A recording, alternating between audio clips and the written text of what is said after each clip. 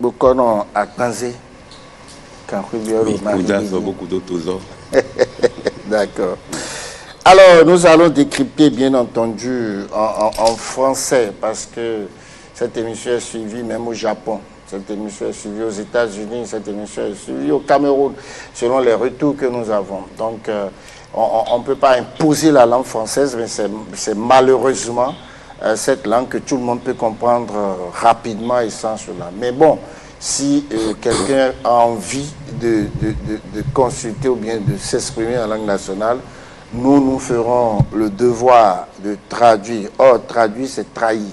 Donc, c'est donc plus important et plus capital lorsque chacun peut essayer déjà, dans un français assez compréhensible, de s'exprimer, de dire sa science. De toutes les façons, on est là pour vous servir, pour vous écouter et vous poser des questions d'éclaircissement au nom des téléspectateurs lorsque ce n'est pas clair, et traduire en français si c'est en langue nationale. Alors, je vais donner la parole d'abord à Bokono Hunjo pour son baptême de feu. Merci d'être venu sur ce plateau. Vous êtes venu de Boïkon, vous êtes venu à Cotonou pour cette émission. Boïkon, c'est le Zou, c'est vers Aboumé, c'est vers le centre du Bénin. Et donc, vous avez fait ce déplacement. Merci à vous, parce que vous avez envie de parler de votre science. Vous êtes aussi traduit praticien, vous êtes prêtre vaudou, tronc. Vous nous l'avez dit tout à l'heure. Alors, nous allons vous demander de nous parler très rapidement du signe Kayeku. Lorsque je porte ce signe-là, ou que je vais chez le Bokono qui jette son chapelet divinatoire au Sekori et trouve Kayeku, ça signifie quoi? Merci, docteur. Quatre clairs, Poli Kayeku. Celui qui trouve ce signe, c'est des gens avares. Ah, ils sont avares. Ils sont avares. Ah. Parce que Kayeku dit, il fait allusion à la tortue, qui dit que c'est parce que sa carapace lui est chère qu'il meurt avec. Akpata le gosola, parmi ton 28 maisons, et maintenant l'eau dit Kayeku. Kayeku. Donc les gens qui sont sur Kayeku, ils sont radins, ils ne sortent pas l'argent comme ça. Ils sont avares. Ah. Ils n'aiment pas donner. Kayeku. Et alors vous nous aussi, Wadam, on les deux sadotim non soy oui. Quand les adeptes viennent et ils tournent autour de l'agora, de la place publique, ils ne repartent pas avec l'arbre qui est au centre. Voilà. Donc ils sont aussi protégés. C'est des gens qui sont super protégés.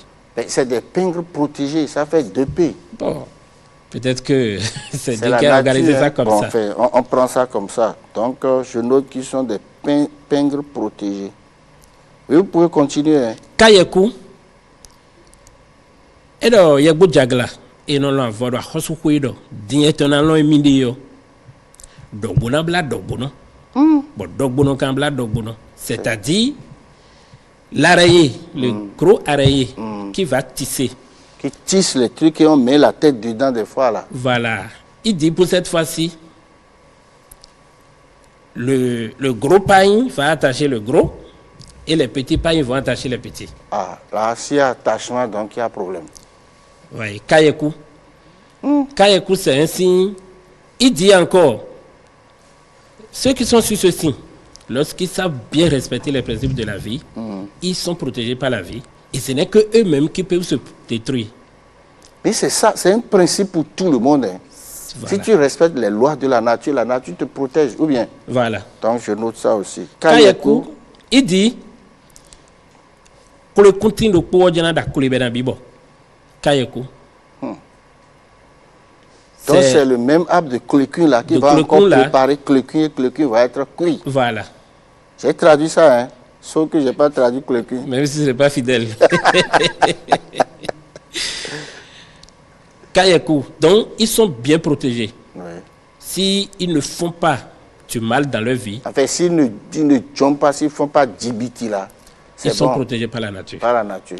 Kayeku, il parle de 2 amis aveugles.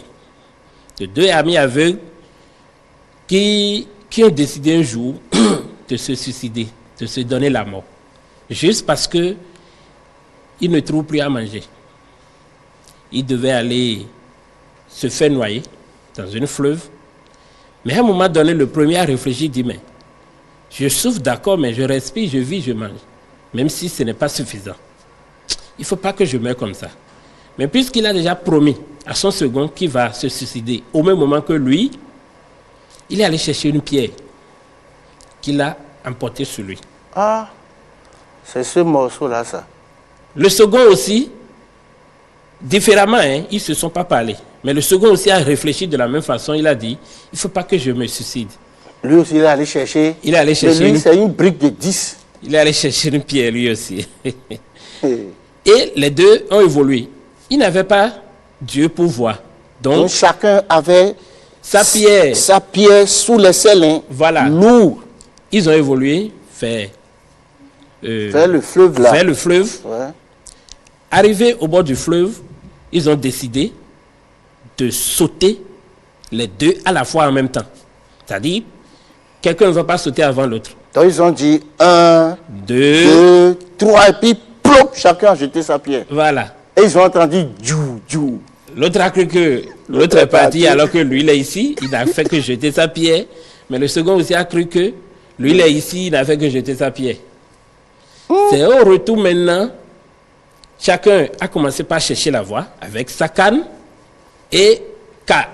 Ils se sont cognés encore. Les cannes se sont cognés. Ah, mais qu'est-ce qui s'est passé? Il dit voilà. Et bon, on doit nous mener.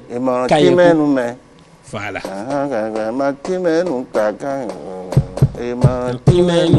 Bogli. 3 points de suspension. Merci beaucoup. Merci. Bokono Agbanze Kakwebio. Monsieur Ressou.